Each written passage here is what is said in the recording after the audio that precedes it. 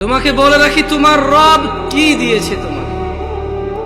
তিনি তোমাকে নিঃশ্বাস দিয়েছে, যার বদৌলতে তুমি এখনো পৃথিবীতে টিকে আছো।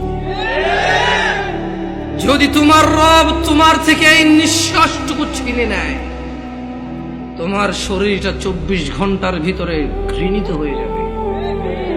কেউ সোজা মুখে তাকাবে না, নাকে কাপড় দিয়ে তোমার দিকে তাকাবে।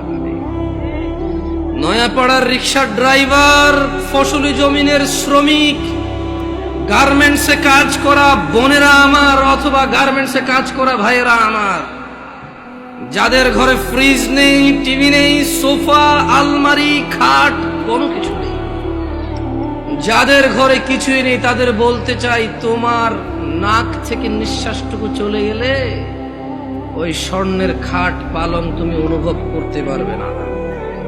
তোমার পূর্বে এই পৃথিবীর কেউ নিঃশ্বাস যাওয়ার পরে তার আধিপত্যের অনুভব করতে পারেনি, তুমিও পারো না। জেনে রাখো নয়াপাড়ার দরিদ্র ও ধনীরা, তোমরা তোমাদের রবের দিকে আসো। যেখানে একজন নবী বলে, ওয়াকালা ইন্নী যাহিবুন ইলা রাব্বি সায়াহদিন, আমি আমার রবের দিকে চললাম, তিনি আমাকে অবশ্যই হিদায়াত দিবেন। তোমরা রবের দিকে যাবে তো ইনশাআল্লাহ। সময় থাকতে ফিরে আসো নয়াপাড়ার মানুষ। নয়াপাড়ার মানুষ নিজেকে মুসলিম মুখে বললে চলবে না, মুসলিম পরিচয় দিতে হবে।